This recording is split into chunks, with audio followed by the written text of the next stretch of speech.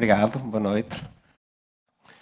Portanto, o trabalho na era da inteligência artificial. O que é que isto significa? Começando por o que é que nas empresas, no nosso mundo de trabalho, no nosso mundo profissional, nas nossas organizações, realmente está a impedir nós podermos ter melhor desempenho, nós podemos ter melhor conectividade.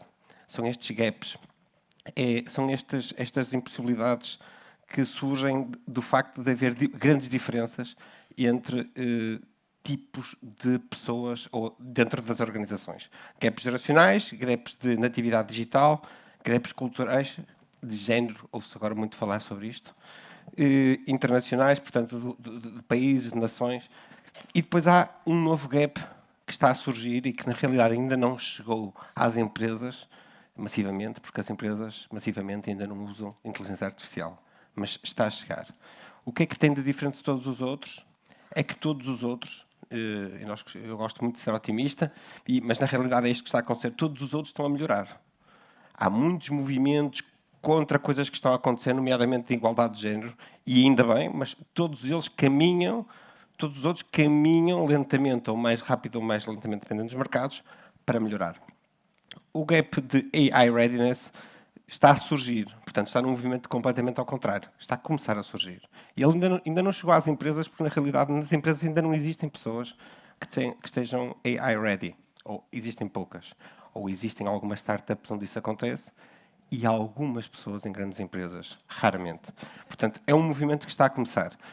Muito rapidamente passar pela importância destes gaps. O que é que acontece com estes gaps? Eles são, na realidade, a transformação digital, que é a buzzword mais ouvida nos últimos 10 anos, em conferências como esta e outras, tem a ver com isto, com o risco de trincheiras, com o risco de termos de um lado e do outro pessoas que veem as coisas de forma diferente. Normalmente nenhuma delas, nenhum destes lados das trincheiras está totalmente certo, mas não conseguem falar entre si. E nesse mundo das trincheiras e dos gaps, o que nós precisamos é de pessoas que sejam capazes de fazer bridging, de ser conectores, de ligarem os dois lados, de ligarem, no fundo, as pessoas que estão nas empresas e que acabaram de chegar, tipicamente os millennials, costuma-se dizer, mas não necessariamente, e que são mais nativas digitais, com todas as outras que já lá estavam e que fizeram aquilo, tipicamente também, fizeram aquilo que as empresas são. Fizeram o caminho do menos infinito até o momento zero dessas empresas. E essas trincheiras só se resolvem com pessoas que sejam capazes de ligar estes dois mundos, em qualquer um dos gaps. E, sobretudo, nos gaps digitais e em AI, nós estamos, digamos, se quiserem, no next level, no nível seguinte de digital.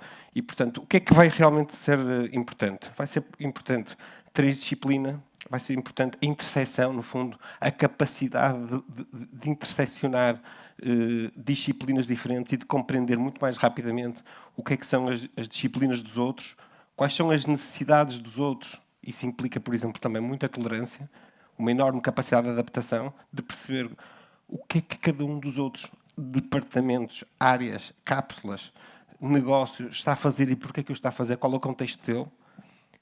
Portanto, todo este mundo é um mundo que já vem da transformação digital e que, na realidade, nos leva a perceber que hoje o conhecimento não é assim tão importante como era antes. O que é importante é a capacidade de adaptar-nos rápido, muito rápido, de ganharmos conhecimento muito rápido e termos capacidade de interseção, de ligar todas as disciplinas, porque cada vez são mais disciplinas, são mais complexas, portanto, esta capacidade é fundamental. Vamos ver já, daqui a pouco eu vou explorar um bocadinho mais profundamente isso. Portanto, o poder dos ambidestros neste sentido, de saber capaz de falar duas linguagens, saber capaz de falar, se quiserem já na área da inteligência artificial, a linguagem das pessoas e a linguagem das máquinas. E vai ser nessa área, a área da ligação destes dois mundos, que vai acontecer o futuro das pessoas que quiserem estar no todo o novo valor que vai ser criado no mundo da inteligência artificial. Haverá certamente, e essa discussão é uma discussão pública, haverá certamente também muitos empregos e muito trabalho que vai ser destruído, como em qualquer inovação, pela inteligência artificial, como acontece hoje no digital, como aconteceu hoje, antes, enfim, desde a Revolução Industrial e Agrícola. Portanto, se isso sempre aconteceu, a única diferença é que vai acontecer muito mais rápido. E, portanto, Intrageracionalmente, nós temos que estar preparados para isso. Há 40 anos atrás, os pais tinham que se preocupar com os filhos nas alterações do desenvolvimento. Hoje nós temos que nos preocupar com a nossa própria carreira, além dos nossos filhos, com a nossa própria carreira e com essas fases no mundo do trabalho, independentemente da idade que tenhamos e de há quanto tempo estejamos na empresa. Portanto, o que é que... Eu estive a coordenar um grupo de trabalho de inteligência artificial para o futuro, que vai dar provavelmente, enfim, se quiserem, multidisciplinar, que envolveu muitas academias, eurodeputados, e o que é que tem em comum, que irá dar provavelmente mais tarde lugar a, não sei se a legislação, pelo menos a programas nacionais, internacionais, o que é que tem em comum os programas de inteligência artificial da Europa? Estas duas coisas: ética e pessoas no centro de tudo. E deixem-me dizer-vos que a Europa está, neste domínio, não está particularmente avançada em inteligência artificial, mas está muito avançada em ser a primeira região do mundo que tem este princípio à frente de todos os outros, nomeadamente a tecnologia, nomeadamente a camada aplicacional. E, portanto, temos uma oportunidade única de, agora que se está a fazer a diferença e que se está a preparar o futuro, termos um posicionamento ao mesmo tempo avançado e rápido, mas preocupado com os valores centrais. Como é que nós podemos fazer isto? A primeira coisa é evitar a polarização extrema. A polarização extrema, no fundo, se quiserem, homens num extremo, máquinas no outro, homem versus máquinas, queremos isto ou não queremos. Não é uma questão de querer ou não, é uma questão de se e quando. E, portanto, qualquer discussão que seja polarizadora não vai ser muito estéril, portanto, não vai levantar muito mais do que questões filosóficas, não vai, na realidade, resultar em nada. Numa idade de inteligência colaborativa, o que é que nós precisamos? Precisamos de, na minha perspectiva, precisamos de ver a inteligência artificial como uma área da qual nós nos precisamos de aproximar para poder criar valor em conjunto. Nesta nova idade da colaboração, nós vamos deixar de ter grupos de trabalho só de pessoas e vamos ter, se quiserem dito de uma forma talvez ousada, grupos de trabalho que envolvem agentes de inteligência artificial e pessoas. E isso é uma mudança de paradigma para o qual nós temos que nos preparar. E quanto mais cedo estivermos preparados, mais cedo conseguimos gerar valor em conjunto. Este quadro que vocês estão a ver é um pouco técnico, não é meu, é de um livro chamado Working the Age of AI. O que é importante aqui nós vermos? É importante percebermos que do vosso lado esquerdo, vocês veem as típicas atividades em que as pessoas têm mais valor do que as máquinas e vão continuar a ter mais valor do que as máquinas. E, portanto, é no fundo onde existe oportunidade para que as pessoas dediquem mais tempo, porque algumas das coisas de outras atividades podem ser substituídas progressivamente, como já têm vindo a ser, por máquinas. Do lado direito tem o contrário. Portanto, capacidade de computação, capacidade de predição, tudo isso são, no fundo, as camadas aplicacionais de grande interesse que a inteligência artificial nos traz. São as grandes vantagens. No meio está uma coisa chamada missing middle. Tudo o que vai surgir que hoje não existe e do qual vou falar nos próximos minutos. Portanto, no fundo, se quiserem, eu costumo ver isto desta forma. Há dois grandes grupos de oportunidades no futuro do trabalho com inteligência artificial. Um é como é que as pessoas podem ajudar a inteligência artificial. E outro é como é que a inteligência artificial pode ajudar as pessoas. E dentro destes dois, se quiserem, submundos, existem um conjunto de várias áreas relevantes. Como é que as pessoas podem ajudar a inteligência artificial? Que só por si é um pensamento ousado. Pessoas a ajudar a inteligência artificial. Supostamente a inteligência artificial é que está cá para ajudar as pessoas. Mas nas empresas, nas organizações, vai haver imensas oportunidades para que as pessoas ajudem a fazer o desenvolvimento de programas de inteligência artificial. Quer na fase de implementação, quer na fase de duração. Portanto, quer em projeto, quer em operação. Aqui alguns dos casos. Trainers, o que é que são? São pessoas que ajudam a inteligência artificial a ser aquilo que nós queremos que ela seja. Vocês hoje, quando falam com um bot, por exemplo, um bot no Messenger do Facebook, eu diria que quase toda a gente tem muito pouca expectativa que aquele bot tenha muita inteligência. E, portanto, percebe que está a falar com um bot, quase sempre, mas tem pouca expectativa. Não tem expectativa que aquele bot reaja diferente se nós estivermos mais zangados ou menos zangados. Mas quando falamos com humanos, por exemplo, ao telefone ou por mensagem, se nós mostrarmos um tom mais irritado, nós esperamos que a pessoa reaja de outra forma. Essa capacidade de tom, ou a capacidade de nós termos, por exemplo, um desenvolvimento diferente que tem a ver com a nossa cultura de empresa, o tom da empresa, etc., tudo isso tem que ser feito por alguém. E, portanto, estes trainers são pessoas que, no fundo, se quiserem, são quase como consultores que garantem que estas coisas acontecem. Depois, os explainers são pessoas que ajudam a empresa, como hoje existem, enfim, empresas, departamentos digital, consultores digital, transformação digital. Os explainers são quem vai ajudar a empresa a decidir quais são as tecnologias onde faz sentido apostar em inteligência artificial. Quais são as tecnologias, em que área da empresa é que faz sentido. Decisões complexas, que envolvem muita tecnologia, muitas oportunidades, e provavelmente a grande parte das empresas não consegue ir a todas essas oportunidades, tem que escolher e tem que ter alguém que ajude a identificar isso. As primeiras pessoas na empresa que estiverem preparadas para isso vão ser pessoas muito valiosas.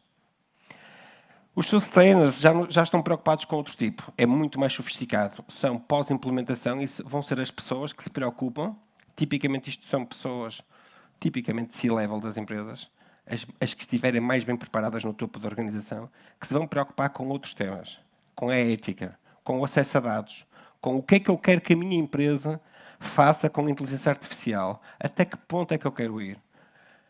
Portanto, no fundo, é uma ligação não tão tecnológica, mas de ligação da tecnologia com os valores das pessoas e da empresa, e com o posicionamento como a empresa quer aparecer.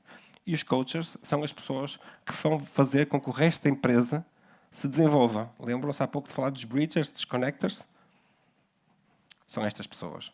São as pessoas que hoje derem os primeiros passos para perceber como é que funciona um ecossistema de inteligência artificial, mas ao mesmo tempo perceberem como é que a organização funciona.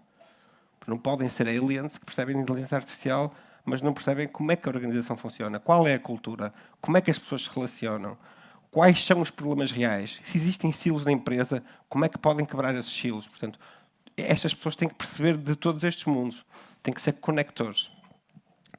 Por outro lado, a inteligência artificial para ajudar as pessoas. Esta talvez seja um mundo mais óbvio, mas mesmo dentro deste mundo existem várias áreas diferentes. Eu trouxe aqui 3. Amplify. Amplify é, no fundo, como é que nós podemos tornar as pessoas super-heróis com o uso da inteligência artificial. Vou dar um exemplo.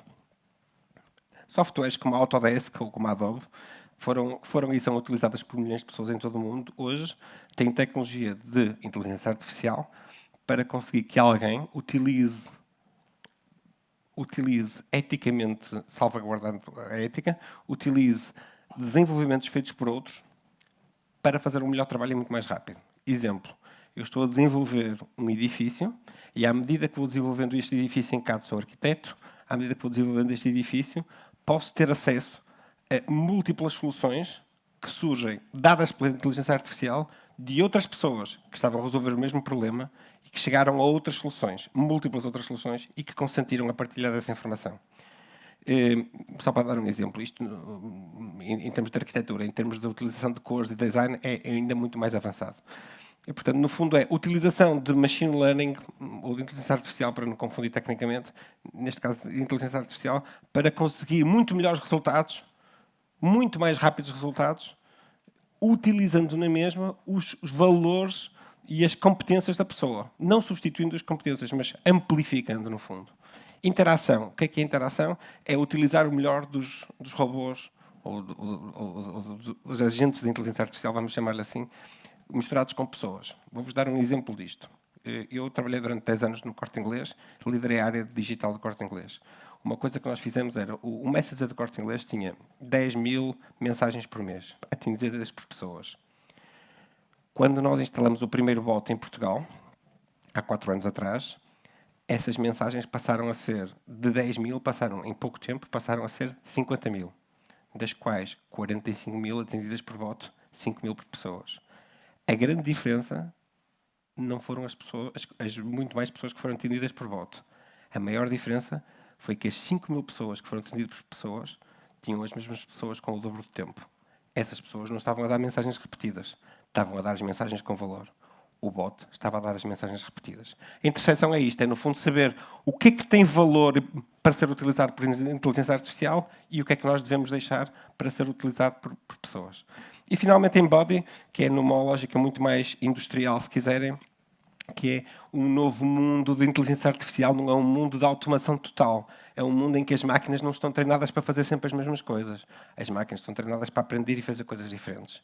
E, portanto, em vez de termos grandes séries, com máquinas automatizadas como temos tido até agora, por exemplo, na automação, ou na indústria aeroespacial, vamos ter cada vez mais, e já está a acontecer, outra vez workshops industriais com máquinas que são capazes de fazer coisas diferentes e aprender à medida que vão fazendo essas coisas para serem mais eficientes nas próximas vezes. E isto também está relacionado com o facto de que nós queremos grandes séries em termos de aproveitamento de custo, mas soluções personalizadas, de forma que a máquina seja capaz de produzir produtos sempre diferentes. Última coisa que vos queria falar, a HireVue. Alguém aqui conhece HireVue? HireVue é um software que vos convido a experimentarem. Podem ver uma demo online. É um software que faz screening de recursos humanos com base puramente em inteligência artificial. Uma centena de grandes empresas no mundo já faz isto. O que é que ela resolve, na realidade? Para já, é uma solução polémica, não é uma solução que toda a gente gosta. Mas o que é que ela faz na realidade? Ela faz entrevistas às pessoas e com essas entrevistas que são feitas em vídeo, com perguntas, digamos, pré-programadas, consegue estimar 300 a 400 critérios que depois correlaciona e transforma em 16.000 e permite que os recursos humanos tenham, digamos, um screening feito objetivamente com dados. Porquê é que isto é polémico? É polémico porque nós olhamos para esta solução e dizemos assim, mas nós vamos ser avaliados por uma máquina no screening? Na realidade, quem aqui trabalhar em recursos humanos de grandes empresas sabe que aquilo que se faz hoje é muito pior. Portanto, as empresas recebem 1000 currículos e olham muito superficialmente para os 1000 currículos para selecionar os primeiros 50 que interessam. Quase não olham, na realidade. Às vezes não olham mesmo. E, portanto, é um software que faz precisamente aquilo que eu estava aqui a referir. Interceptar. Mensagem de que eu quero falar, no fundo, é este é o momento. Este é o momento de nos prepararmos para a inteligência artificial. E a porta de entrada é estudar predictiveness, estudar automation e falar com as startups que estão a desenvolver o que quer que seja na área da inteligência artificial e aprender com elas. Obrigado.